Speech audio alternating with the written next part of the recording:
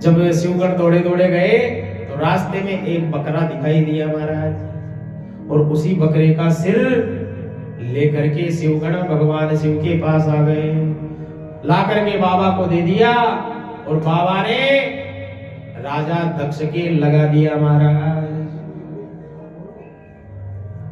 संसार की पहली सर्जरी हो गई महाराज। उस समय भी सर्जरियां होती थी। क्या हो गया? सर्जरी कर दी महादेव जी ने, इंसान के बकरे का सिर लगा दिया, और जैसे ही बकरे का सिर लगा बकरा बोलने लगा महाराज। और क्या बोलने लगा बकरा?